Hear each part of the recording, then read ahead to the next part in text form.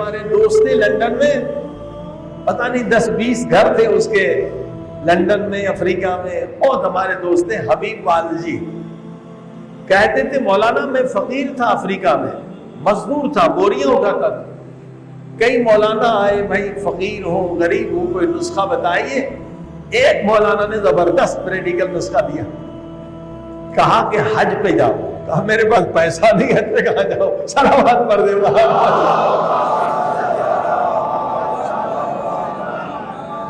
کہا حبیب بھائی ادھار لے کر بھی حج پہ جاؤ دیکھو کیا ہوتا ہے۔